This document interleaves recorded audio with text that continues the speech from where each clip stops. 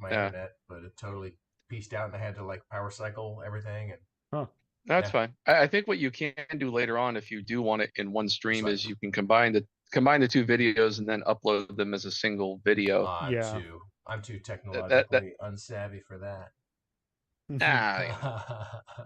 Well, we are live, everybody. Sorry that my internet went down or something, and you missed out on all of Sasha's wonderful insights.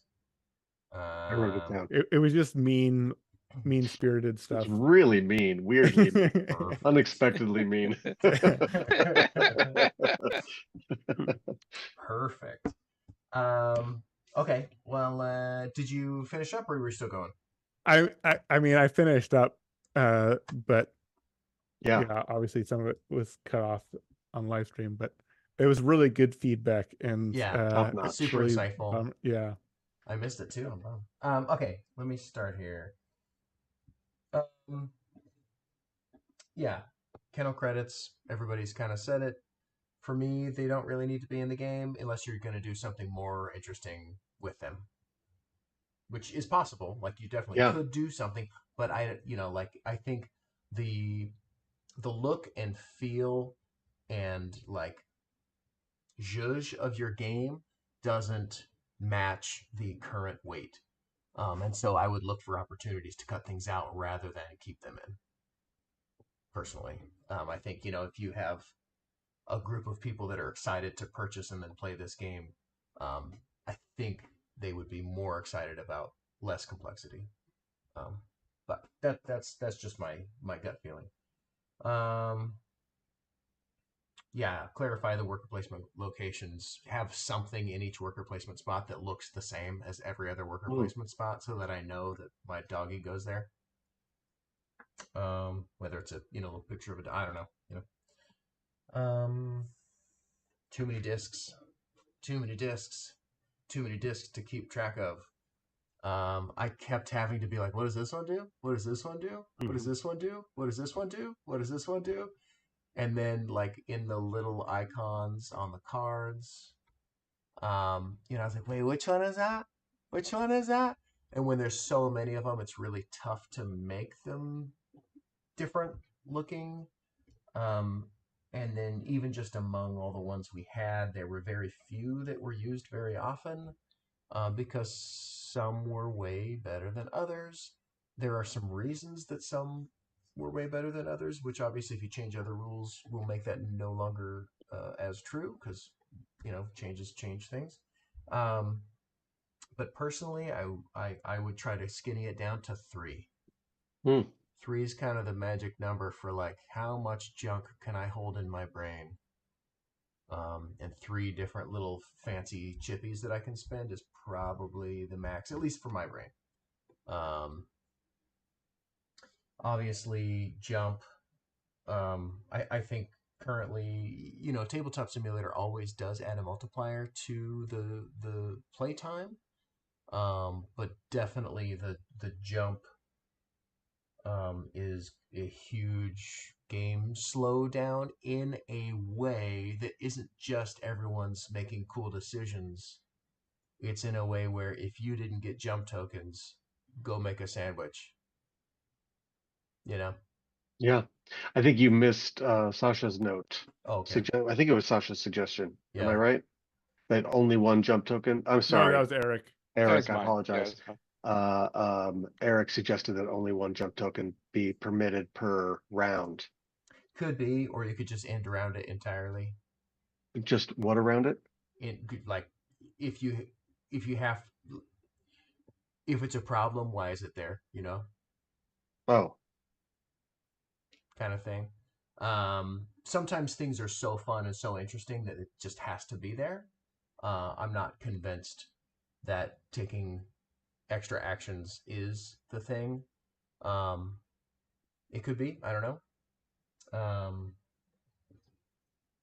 But yeah, I think the jump cuddle combo is especially when it's paired.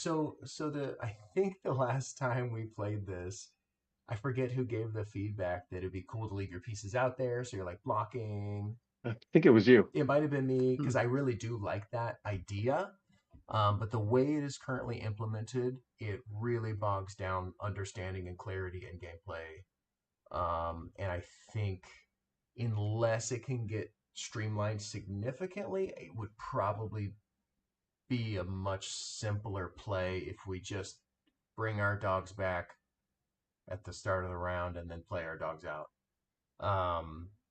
Because if your dogs that haven't gone yet, if their meeples are sitting on the dog cards and you know that they haven't gone, and you can look and see who's gone and look and see what dog hasn't gone, it's just way visually going to be easier to track. I do love that they stay out there between rounds and so you can like strategically block stuff. But it did cause so much confusion. And I don't know how much of that is TTS or not TTS, but right now I'm not sure that you're getting the value out of the amount of extra mental load you're adding to have it. And then first place actually starts mattering again if you do return workers and spots are available to actually place on. Then first going first actually matters, because they're not already all blocked and the only people that can access the good actions that give you jump tokens are the ones that have the jump tokens. You know, yeah. Yeah. Because basically, like, there were a couple actions out there that I just was like, wow, that looks like it's a good action. That sure seems like it's good for people that can take it. Interesting. And then by the time you're, a certain point behind, you're like, I don't really want to mess around with it anyway. It's actually, may I, yeah, of course. it's very interesting because the one thing about this running mode versus belly rub mode that has been daunting me, because I have not printed this version of the game. I don't have a prototype of this version yet because I've been hoping to refine it, and Yeah. I didn't expect to have the flu last month, so I thought I'd be further ahead. Yeah. But so I have not been able to test the game because I don't have a physical copy, and I don't know enough people with Tabletop Simulator, and those that I do, it's not a priority. So Yeah. so I have not had a chance to test, but for example, Tug of War and Breeding, which are currently 7 and 9 on the board, you have to play 2 dogs there. Mm-hmm. And then what happens is you've got 2 dogs on the space, Mm-hmm. and then the next round you move one of them. Mm-hmm. And it's still occupied. So this does not become available. Tug of War does not become available until the next dog moves. Mm-hmm. And it was such a shocking revelation for me, and as I played against myself and tried to like track more than one team and play strategically by myself. I worried that this belly rub running mode combination mixed with these 2 dogs per space was going to be frustrating as opposed to fun. And we didn't get that far, obviously. Right.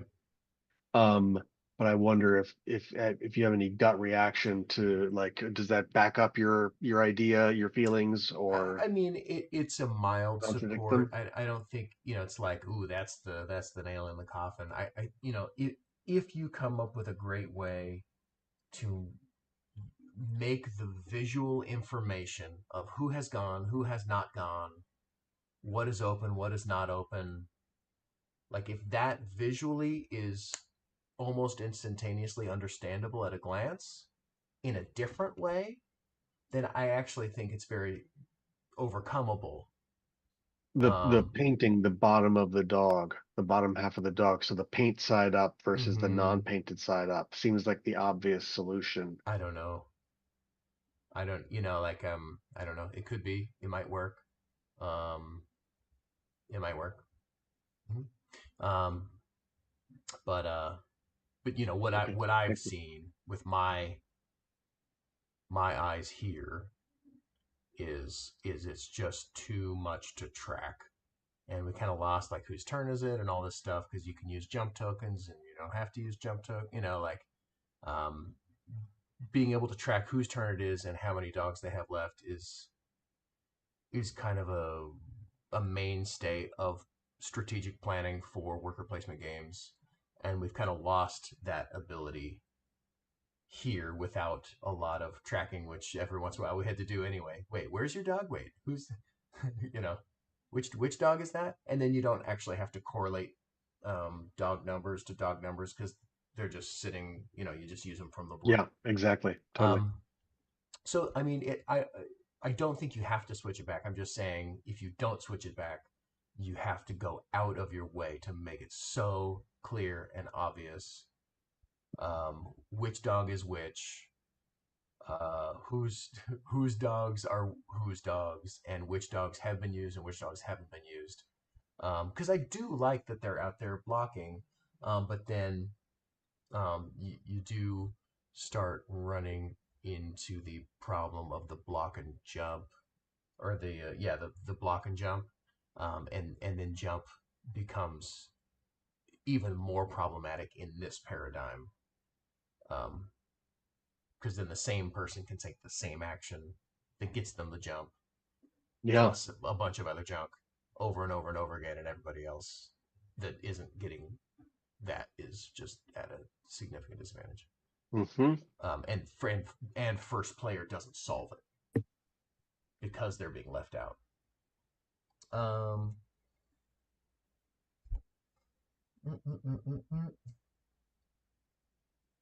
Specific. That's fine. Pantry. I think Yeah, go ahead. no, what Evan's really trying to say is who let their dogs out. Who said that? Pantry and road trip to me don't make any sense together thematically. Oh. If we're on a road trip, there's no pantry. There's no pantry. So it's That's just, cute. That's funny. It doesn't. Great. It's whatever. But at the end of the day, like my brain was like, wait, what?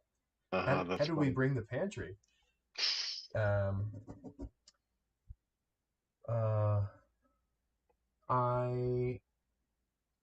think this stuck out to me last time too, but I have a bad memory. But it's weird to me that only rescues have the special abilities at the bottom, rather than every dog having a special ability, or no dogs have a special ability. And then the downside was it's an extra thing to look at that is almost never going to be relevant. Yeah, I don't. Did anybody unlock a special ability?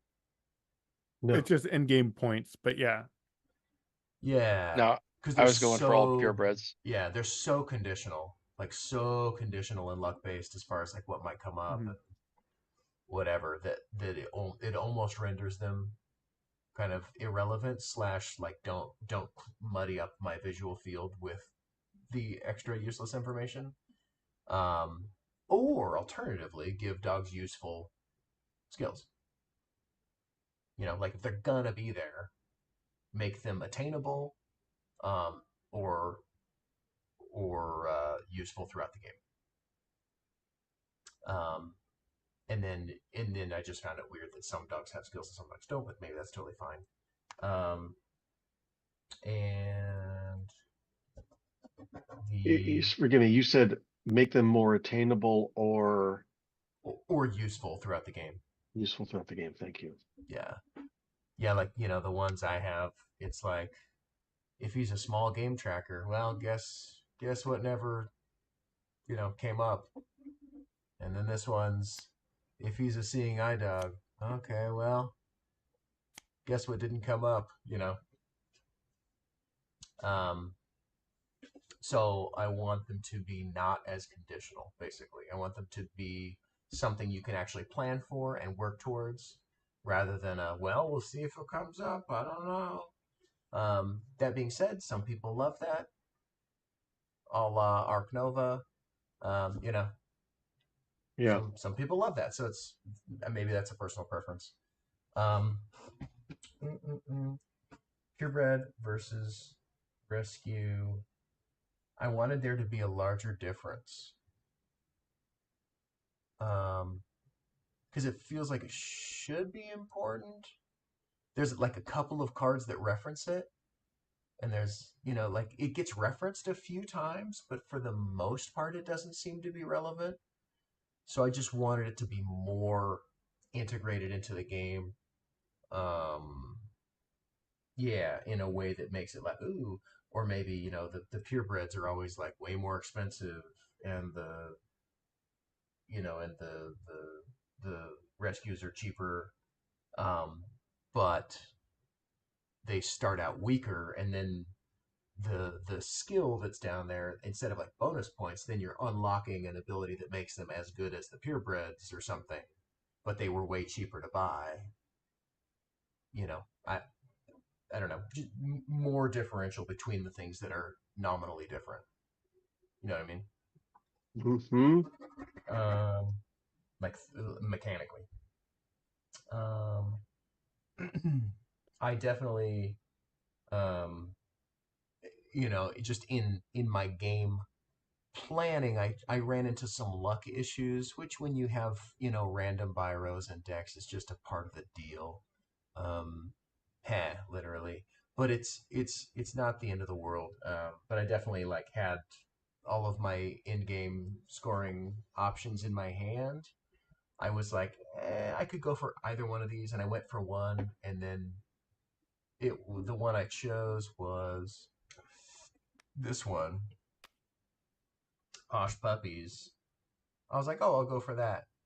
And so I was kind of like sandbagging, waiting for any 5-cost dogs to come up ever. Yeah. And they didn't. Or if they did, someone snapped it up before I could, before I had a turn. Well, I don't even know if that happened, but it definitely every turn I looked for it, there wasn't one. And so there was definitely some like, hey, I'll plan for something, and then there was no ability to mitigate the luck at all. I kept like, hey, is there a way to like look at a second shelter, like a different shelter? Is there a different shelter? Are there other dogs that need to be rescued from somewhere else? Can I top deck until I get a 5-cost? Like just some way of being able to do the thing that was in my hand. And the fact that you had 4 options and you had to whittle it down to a final one didn't do it for you. It should be enough. I think this was just a particularly bad luck because all the rest of them also sucked for me. Right. No, I've dealt myself those hands too. Yeah, yeah. So I It's rare, but it has yeah, happened. yeah, and that's just a piece of the because I wasn't gonna go for this one, and then I started with Snowball, who was too smart, and then I was trying to go for the other thing. Anyway, um, yeah, I think that's mostly just luck, which is just kind of is what it is, and I actually don't have anything against luck by itself. I just kind of I do have something against stagnant buy rows. Mm-hmm. That I think that's my thing. Uh, I think I misunderstood. Stagnant. Stagnant buy rows. So a buy row is any grouping of Oh, cards that you could yeah, select from when you're yeah, taking an action to gain a sure. card. And I you have two of them that are very stagnant, that they don't rotate out very much at all. like Wingspan has 3 birds that you can choose from in the thing, but they swap out every season or whatever. season, Yeah. right? And originally I was swapping these dogs out of the kennel, and I had 2 complaints. Sorry to interrupt. I just realized I'm making excuses. It's okay. But We all do basically, it. we're like, well, you want to save time, don't rotate the dogs out. Mm-hmm. That's been a major goal of mine for the past 6 months is do everything to make it faster. Mm-hmm. Um, but yes, it does. Then you're only swapping out 1 dog. Well, up to 3 dogs, depending on how many players. 4 dogs at Yeah. the road trips. But yeah, Yeah. Like interesting. yeah. I guess if it's just a one-off weird random card thing that I drew that was whatever, that's fine. But if you have a lot of things that rely on specifics, and those specifics can never show up, then you might start thinking about ways to mitigate that. Yeah.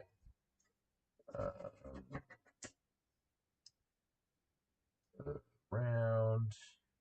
Right, this is where I was going back to, like, should you go back to leaving keep the dogs out or bring them back?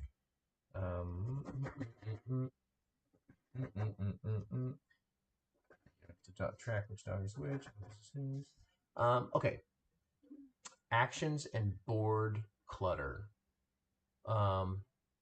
And all my feedback is filtered through my experiences, which, I'm dyslexic and I'm a hypersensitive person and yada yada yada, right? Somewhere on the spectrum, I have all these things, and for me, from my eyes, this is a mess. I can't tell up from down. I don't know, where we're going, where we came from. I like the colors, like it's bright and nice, but there's just so many words, so many symbols everywhere. All of the worker placement spots look different from one another. They all work different from one another. And yes, so I think one of the things that would be, not that they have to like switch a game to only cater to that tiny little subset of people, but I think one that would be great that I have heard a couple other people also mention would be these cards here. Just get rid of having it matter what size the dog is and just have that card do a thing. This card does this thing. If you send a dog there, it does this thing. It doesn't matter what size the dog is, because then you can get rid of that whole list, and you can increase the font and or icon size to make it much more glanceable and parsable visually. Because the delineations and distinctions between the different dog sizes on those cards, I don't think are generating the gameplay interest, payback for the complexity visually and planning wise. I could be wrong, but to me, there's not much payoff for having it split out like that. I don't know how much. I know I'm interrupting it. Is it all right? It's okay. Sorry. It's okay. Yeah. No, because I want to listen. I don't, Yeah. but I don't know what you missed when Mhm. you were gone, Mhm. and we were talking about that. And Mhm. I think you were there because I mentioned Eric mentioning, and I gave it to Sasha about the that those cards only, well, this is my idea, but my solution was that they only change at the road trip or they change at the end of the round, so you don't have to reread them every time somebody uses them. Oh, right. It's not about them changing. It's about what's on the card. So thematically, not to argue, just sort of curious. The size of a dog Sure. is not a highly relevant factor throughout the game. And so when I realized I wanted to bring in more of the dog's experience, I wanted to make it more authentic to dogs so that dog Mm-hmm. owners would relate to it. I thought Mm-hmm. about how the size of a dog dramatically affects how they engage with the world. Yes. And that's a factor that I am not really incorporating apart from bonuses and events on road Mm-hmm. trips.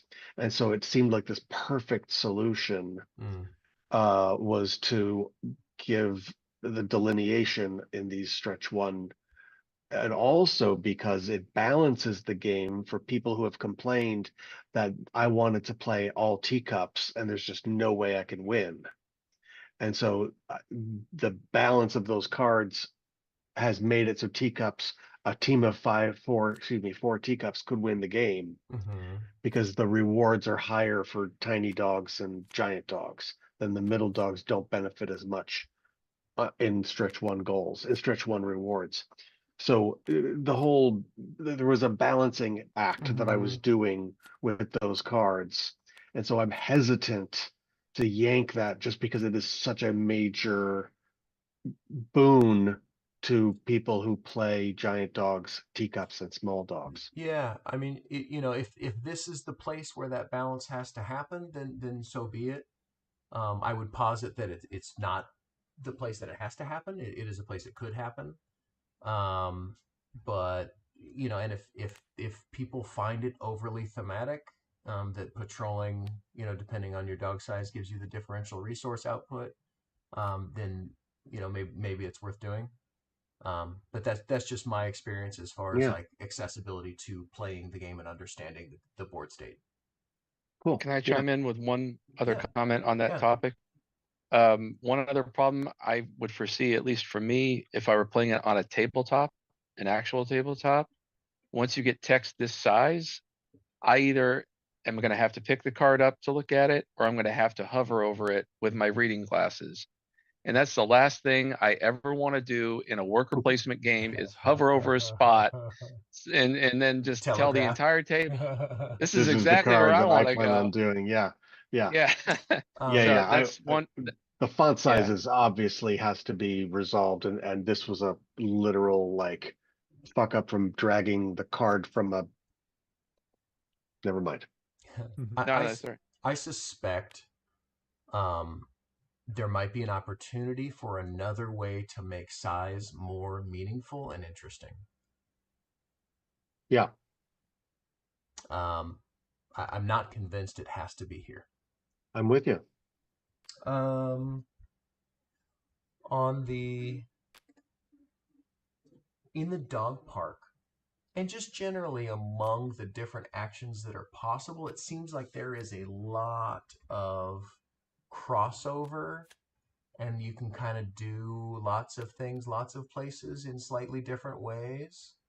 And I would love to see some essentialization of those ideas where it's like you go to the dog park. I mean, I wrote a few things down. This is like obviously not the correct answer, but just as an example of what I'm talking about. Like you go to the dog park, anybody can go there. You restore 3 on the dog that you took and 1 on all your other dogs. Also, take a disc. Like it's just that's what the dog park does because that kind of summarizes everything there that makes sense. Um, you know what I mean? You're getting discs, Yes. and you're restoring energy because you're taking them to the park. The doggy daycare, or it could be a dog store or whatever. That's where you would buy dog food, right? So like I would go there to get dog resources, or maybe the vet is where you would get dog food from rather than at the park. You know what I mean? So kind of the way you have everything available in lots of different places makes none of them really stand out as an identity on the board, mechanically or thematically. So I would love to see like, oh, if you need to revitalize your dogs, you go to the park. If you need food, guess what? You go to the dog store or the daycare, whatever. And then similarly, I think we can start looking at, what wasn't used. For example, the vet. Did anybody take the vet? No. I think that was relatively true the last time we played as well. Is that true? Am I misremembering? Probably. I think Um, someone Can't might have say. fixed once yeah. last time we played. But fixing again, I understand that it's thematically Yeah, yeah. integral to kind of the thing you're trying to do, but you need to make it mechanically integral to the thing you're doing if you want it to come through and be an important part of the game. Because currently it doesn't seem to be. So if fixing your dogs instead of a very rarely hit, point bonus became more integral to the gameplay, then that might see that be more used and more interesting.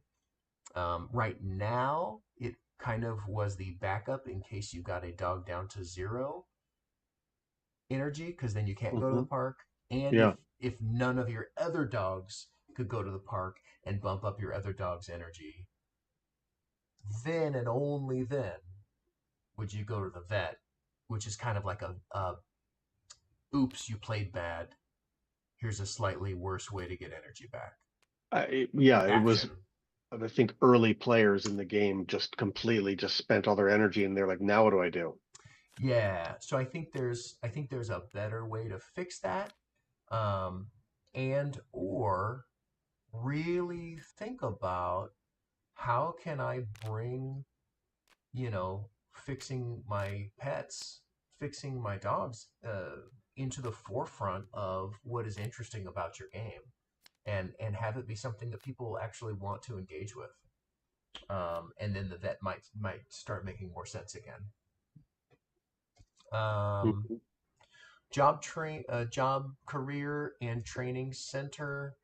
Um, two of the more used spots. Thematically, they don't feel distinct to me. I'm not sure if that is true or not. Like maybe you take your dog to a trainer to increase their speed, and you take your dog to a vocational person to train them how to do a job. So maybe it really is very distinct.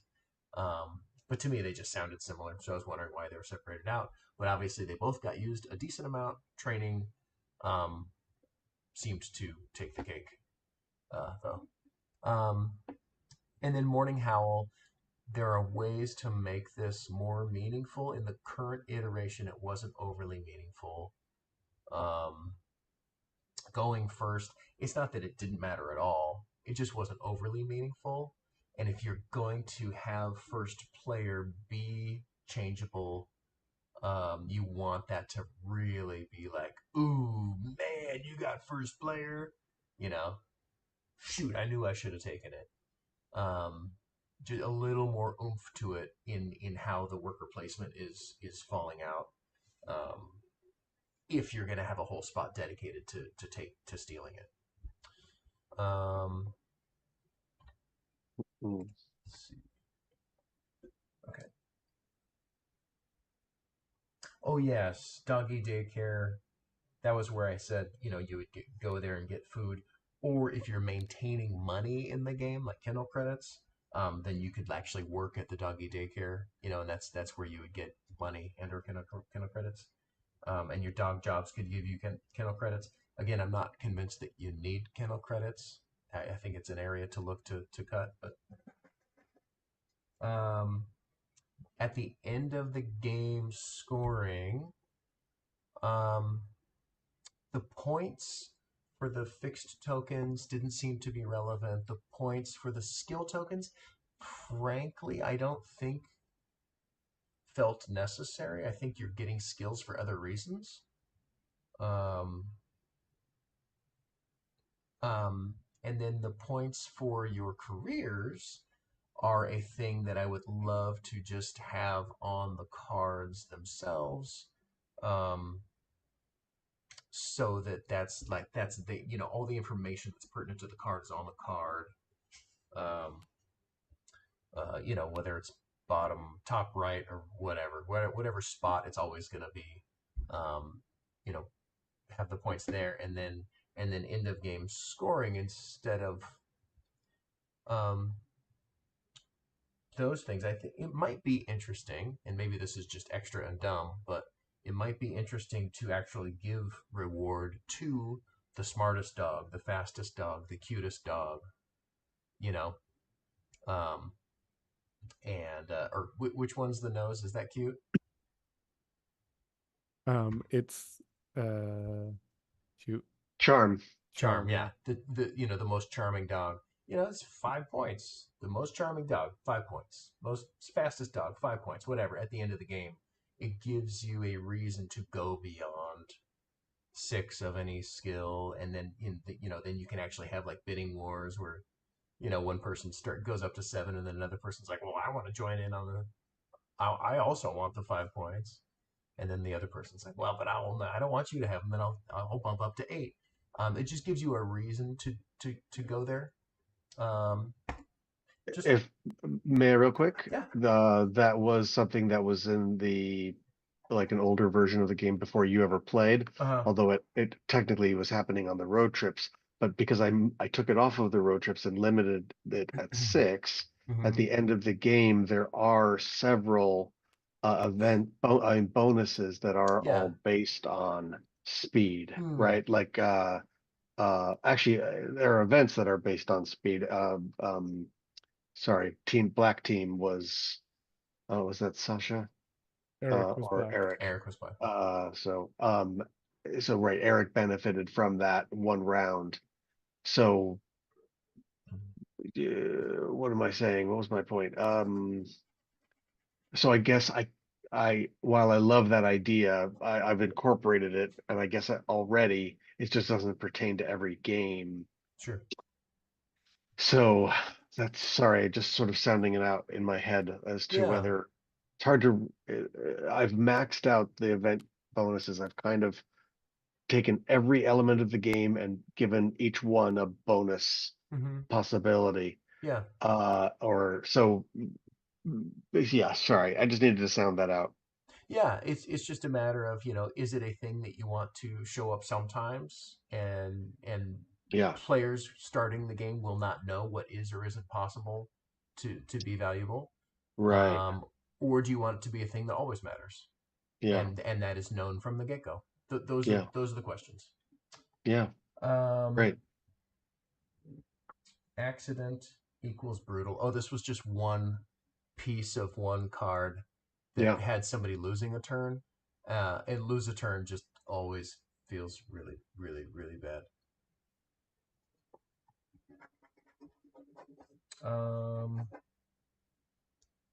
Achievements. What the heck does that But mean? not if you have jump. No, I'm just Not kidding. if you have a bunch of jump tokens. Those looked like they were good. What are achievements? Achievements. Is that a word I wrote down and meant to remember what that meant? I mean, there are a few achievements. How do I use achievements in this game? So weird. Maybe not. Maybe I'll come back to it. Huh. The job market.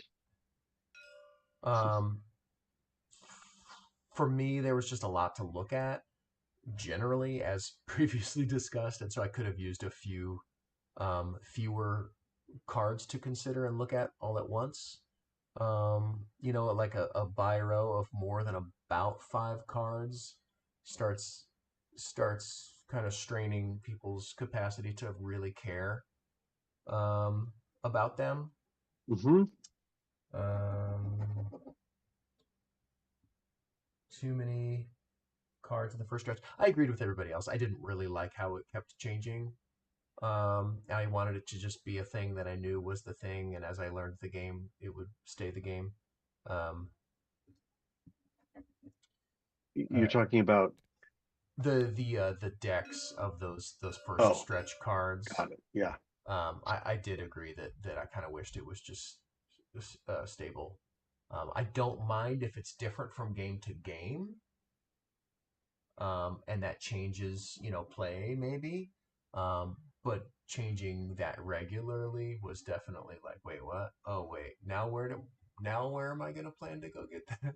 Like it kind of just like added. You have a whole bunch of tiny little things that add to analysis Yeah. overload. Yeah. And I think that's one of them. Put options on back of card. Oh, that was for the so you have lots and lots of very specific action references on your careers. And it would be nice to not have to wonder if and when that might be relevant. So maybe on the back of these cards, it tells you what the possibilities are. Or on these cards, when it gives you the color of the card, Yeah, of the stretch. just so you know, okay, where is this going to be relevant? without having to be like, hey, designer who happens to be sitting at our table while we play this, where is this going? Where is this There was relevant? a key. It's actually, I Yeah, think it's the key right here. So yeah, if but this, definitely incorporate it into the components. yeah. Yeah, don't make me use a reference card if we don't have to. Mm-hmm. Yeah. Um, cards. Oh, I already said this. The first stretch cards, just have them do one thing that makes sense to my brain. Vet unused, yes. Unlimited careers, I agree, also felt weird. Um, Even though I personally have 3 careers, so who's to say a dog cannot? Um, um, I was wondering about. I don't. I'm not convinced you need 2 separate career decks, like an advanced and a standard. I'm not sure it needs to be different. You could just have some careers that are more expensive and better, and some careers that are cheaper and worse. Um, and they have the point values on them appropriately, for scoring at the end of the game. Um, I don't know if you need to break it out like this. I don't know why I feel the need to combine them either, because at the end of the day, it probably doesn't really matter one way or the other. Um, but that was what came into my brain. It came out of clogging the board. If they came out too early, they would Yeah. clog the message board. Yep. Nope. That makes sense. Um, Kennel credits again. Do we need them? Is there some way we can make them more interesting if you have to keep them? I liked Matthew's idea of, little achievements along the track. Um, there's a lot of overly wrought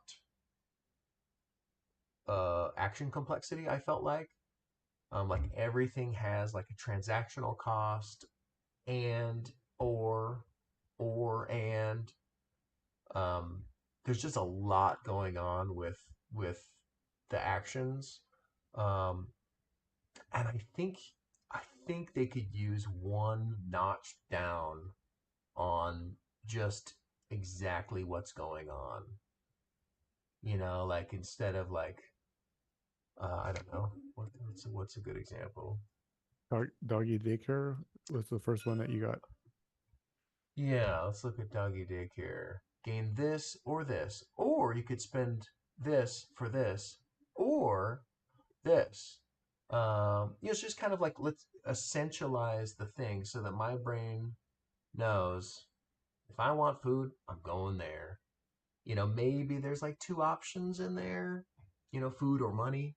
Um, but once and then you start adding in like this one and this one at a cost, or this at totally other thing, or this other thing. It just adds to that. Like there's so much information in so many places, and if I can do anything anywhere, it just adds to that even more. But if in my brain I can be like, I got to go to the park because I need energy. I got to go to the store. Like then I can start really honing in my tactical choices and reducing my analysis, because there's just too many options on every spot. Um, just like one notch too many. Like explore, Yeah. gain this or this, then gain this or this and this. It's like it doesn't have to not be good. Just make it simple. Yeah. You don't have to. You don't always have to spend something to get something, and Um, it seemed like using energy was a little too prevalent, kind of onesie twosie transactional. Um, I don't even know if I agree with myself by the end of it, Mm. because it seems like energy should be important, because that kind of seems like the main economy of the game is your dog's energy. Um, So if that is the main economy of the game, then I'm okay with it being all over the place. I do shy away a little bit from a ton of microtransactions, but I don't think it was as bad as I thought it was at first in that way. Like go to the park, it costs you a thing. That's fine. If you get some back, like, yeah, that's a little weird to spend energy to get energy. Like that kind of interaction is always a little like, wait, what? How does that work? To me, it's But thematic. That's dogs. Dogs do that. They literally yeah. get energy from other dogs, right? Okay. Yeah. Sure. Um, but I hear you. I Yeah. value it. Make part of the game too good. Oh yeah. Downtime. I think the jump token's really exacerbated. Yeah. Sandwich making time and phone checking Yeah. time. Um, It was so great having a 4-player game because it just became incredibly obvious.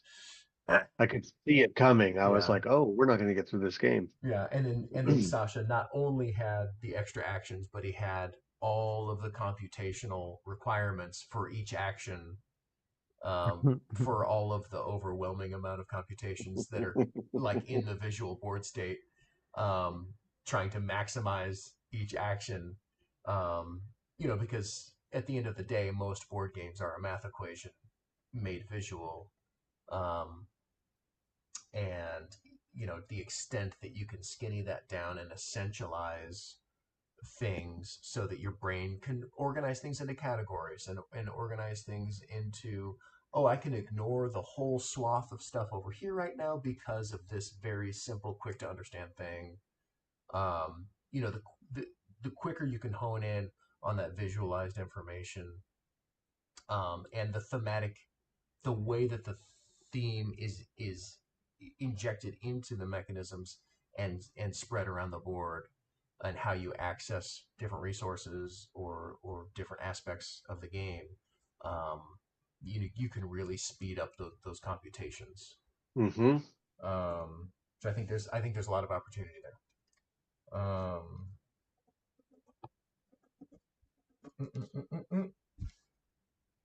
What else? Those are my feedback.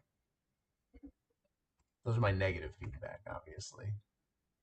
I always forget to circle back and be like, I like the things that I think I said this last time.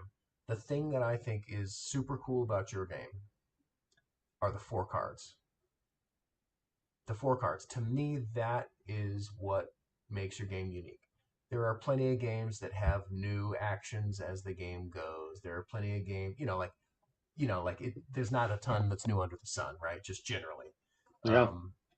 Your game does do something that is unique and interesting, and I would love to kind of take away some of the busyness and really, really let people dig into those choices.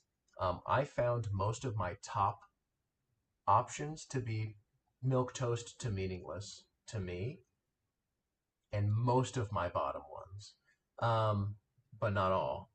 Um, I would love to see those be a little more engaging and a little more tactical and strategic pushing, and really have that be the core, that's driving why you're doing what you're doing. Because to me, that's the interesting part. Um, and then when you have this great theme on top of it, then the people who don't nerd out about really cool, unique mechanisms aren't even going to care. They're still just going to love the game anyway, and then the people that are going to nerd out about that cool mechanism are really going to be rewarded. They might not even care it's about dogs, right? They might just be like, oh, dude, this game is doing this thing. You get these 4 cards, and throughout the game, like, yeah, Arc Nova, you pick halfway through which scoring thing you're going to do, and that's really cool and an interesting way to do it instead of drafting them at the beginning. I really like that. That's neat. But this game, you get 4, and you use the top half of 3 periodically throughout the game, and then the last one is your scoring mechanism, and you get to like change tactics, but don't change too late because and like when nerds get excited about a game mechanically, if this is that game, that is what they will be talking about. And that is why they will recommend it to their nerdy friends. Now, if people who love cute games are going to recommend this game, it doesn't matter, right? It's all about the dogs. They're cute. Mhm. They obviously have personality. You look into their little beady eyes, and it's amazing, right?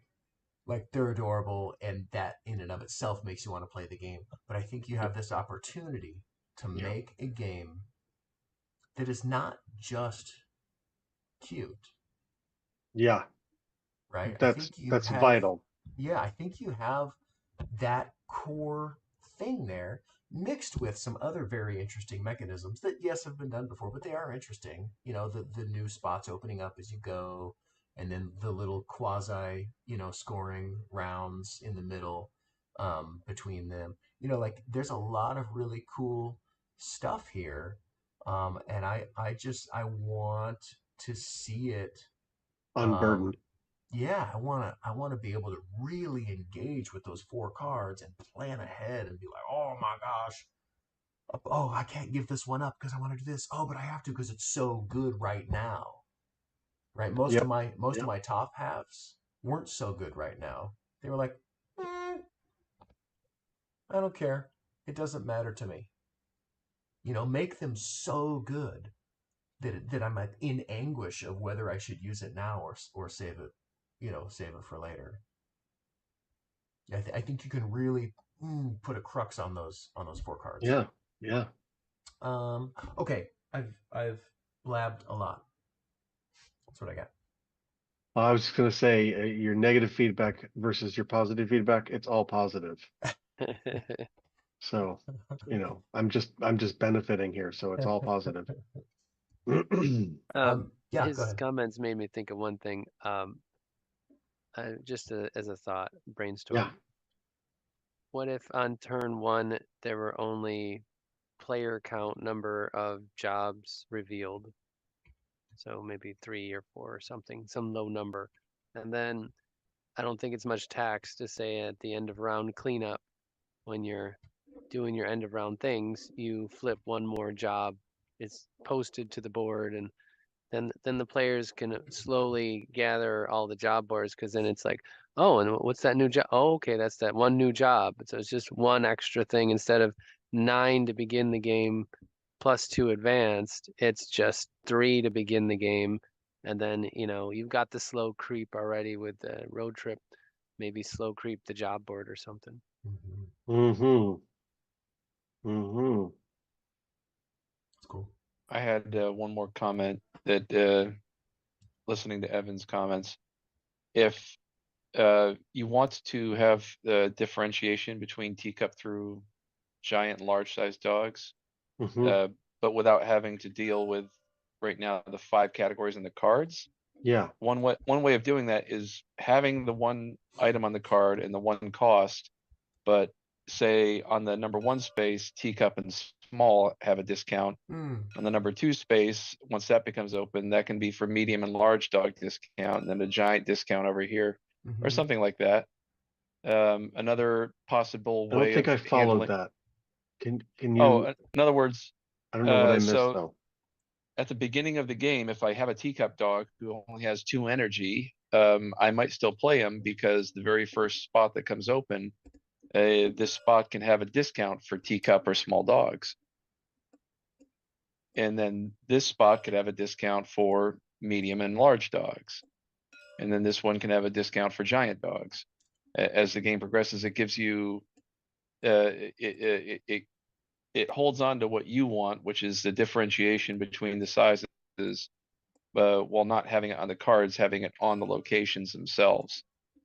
Another idea for doing that, and tacking onto what Evan was saying about kind of the whole dog park being, really it should just be one conglomerate.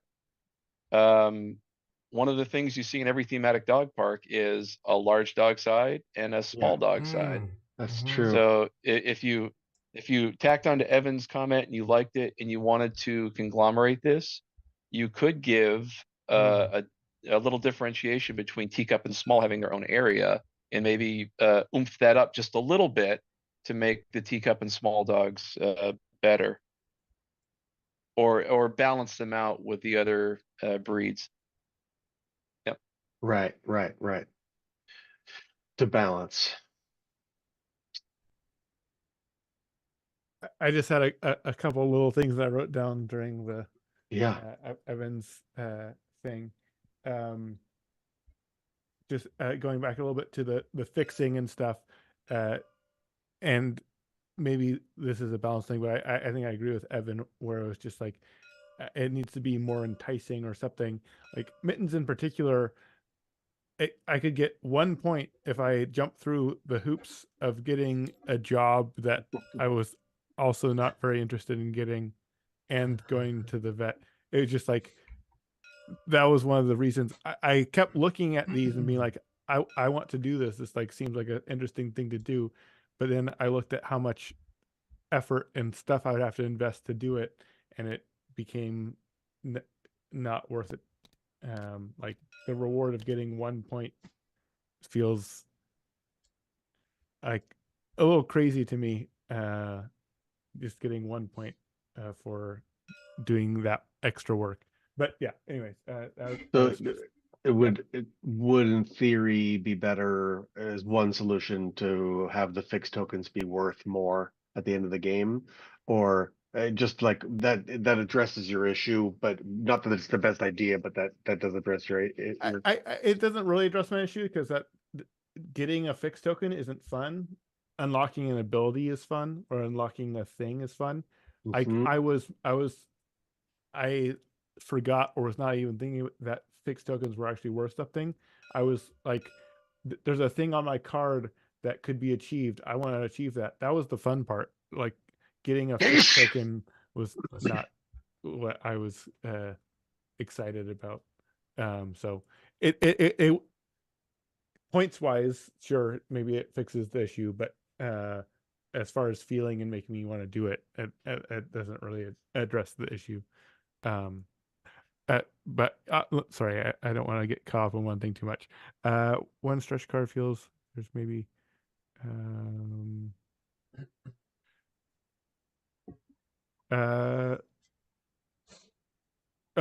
this was just when we were talking about how these work, it did sort of feel like there was one or two sizes that were good for each card, and then the rest were sort of just like not good options.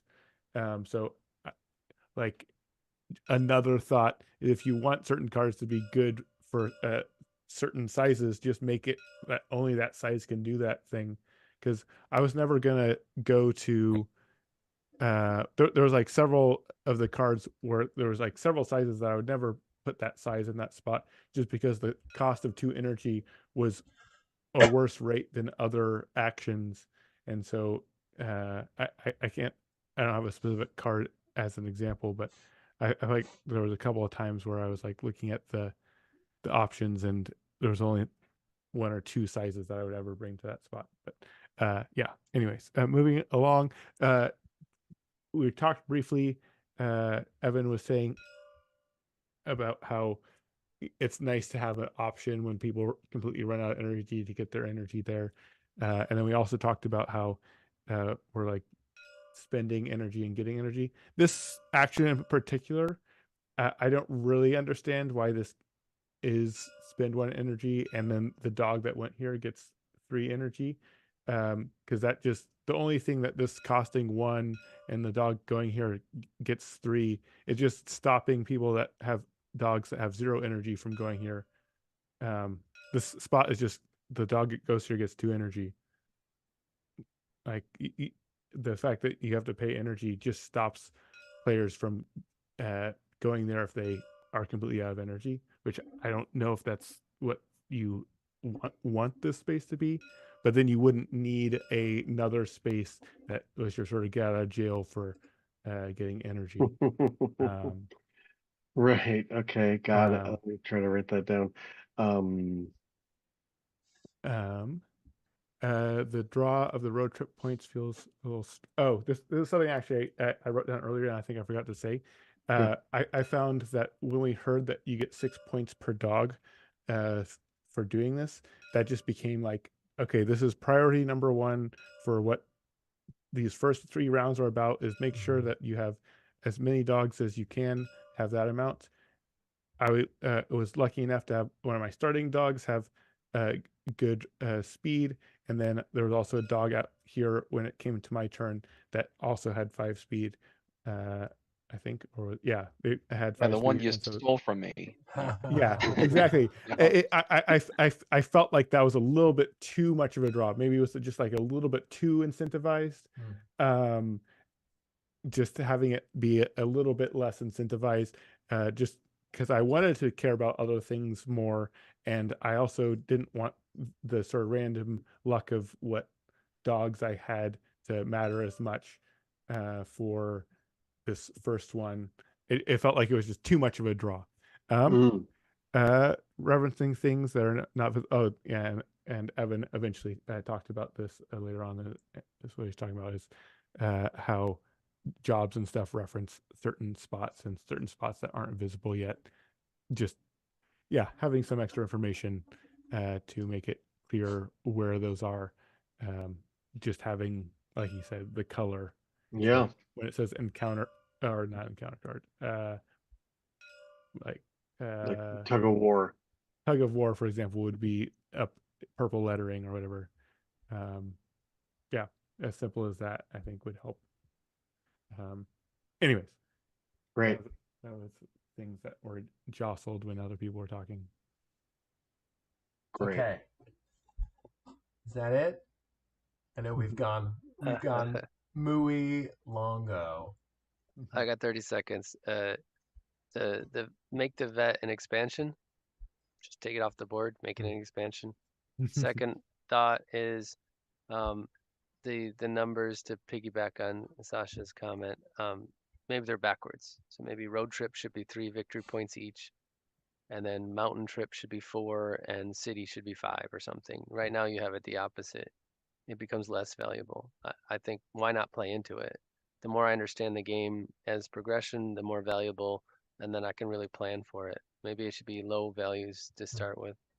And then the other thing was if a card falls flat because it's not revealed or it's more of an advanced late game card, maybe you give it a big or, and it says you do this always unless the card gives you a second option of something available. That way, there might be incentive to buy an early game because it gives you 2 energy or something.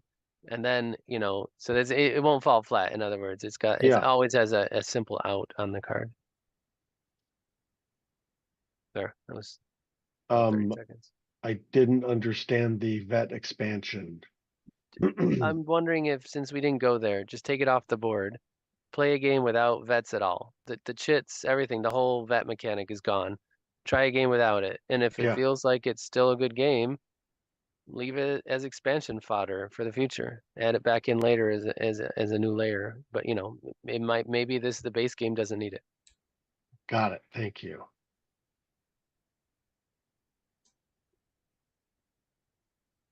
Cool. All right. Any other feedback? Just one other thing on the Yep. vet you could also do is just give every fixed dog a set victory point value at end game would be another way of fixing vet, so that it would be a lot easier for me to figure it out. Oh, interesting. That would be another way of handling it, because if I know I can get 3 or 4 points going and fixing a dog going to vet, then it's a lot easier for me to plan my victory point avenue that way. Okay, can you say that one more time just to make sure I Just notated it? have it at end game. Every fixed dog that you have is worth 3 or 4 victory points. Right now, I calculated based on my turns to get to first, I averaged a little over 4 victory points per move that I made. So, and that was getting to first. So I don't know if 4 is too much, but 3 or 4 maybe. It's currently 1 per. Yeah. Well, you get So one. worth it at the end of the game if fixed. Yeah. So right now it's 1 joy for every fixed token. I think that needs to be 3 or 4 joy in order to make that an interesting decision that I would actually a tactic that I would pursue. Great. Great. That makes sense. So it's a say just remove the random rewards possibly Yeah. and replace them with a generic 3 joy at the end of the game That for a might work fixed token. better.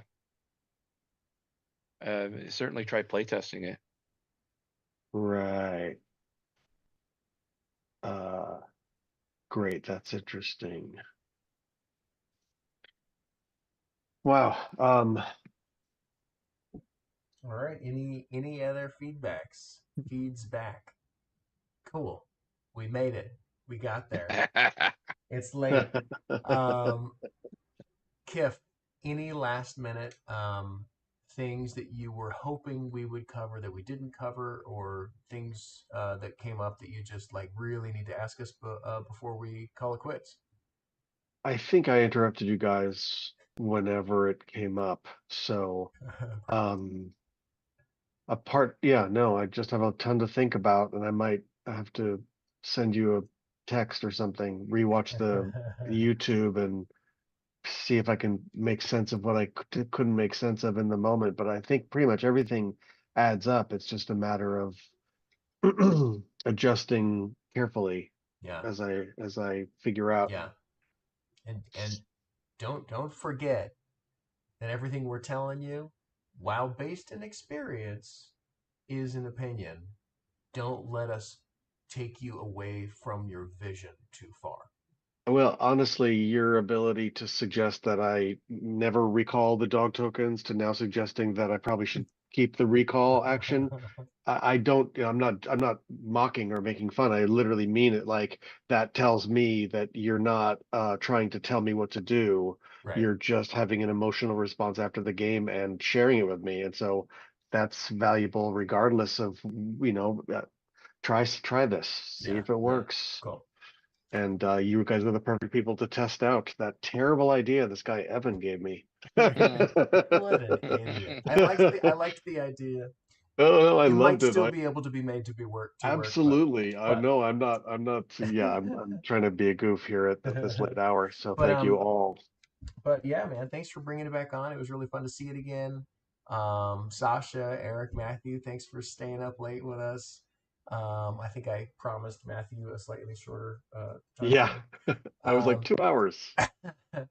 But let's tell everybody how they can find and support us, and then get the heck out of here and go to bed. Kiff, how can people find and support what you're working on? If you're on Facebook, look for Dogville. I think we're probably one of the only ones. There might be others. And follow, like, share, tell your friends, and look out for my Kickstarter someday. Bam. You can, Sasha. Oh, geez. Well, I'm gonna shout out a couple of things that I don't actually are not actually linked there. So Playtest PDX is a thing that I run in Portland, I'm running with help from a bunch of other people, and right now I'm doing a daily game jam. So if you're interested in seeing or being a part of a daily game jam, then on Instagram, Playtest PDX. I also have a Discord, and then I'm also posting stuff on TikTok, which I've never done before. So yeah, Playtest PDX for all that stuff. The thing that's actually linked is my Discord for my game design, which is S&E Games. So that's me. Awesome. Eric, how can people find and support what you're working on and help convict Willy Wonkovich? Well, William Wonka is You can find me on Facebook is probably the easiest area would be Sacramento Board Game Designers Group on Facebook, public group. And then we're also on Meetup, Sacramento Board Game Designers. You can also join us there if you're in the area. And we will be, we're in the beginning stages of putting on a Protospiel coming up in April. So stay tuned. We'll probably be announcing that toward the end of the month. Nice. Yeah. Matthew, how can people find and support what you're working on? Grillgame.com. My landing page is there. If you're interested in puns, simple gateway mechanics, and a nice big plushy whale. How do you spell it again? KRILL game.com. Krill. I'm Evan Halbert. Go purchase every game I've ever designed. What's the number up to? What did I say at the beginning? 47? 47. 48, I guess. And then go rate it super high. Unless you hated it, and then don't do that. But thank you all for bearing with us. Sorry again for I don't know what happened to my internet so that this got broken into parts. Gentlemen, it's been a pleasure. Everybody who at one point was in the comments, thanks for being in the comments. And let's get the heck out of here. Good night. Good night, everybody. Had a good time. We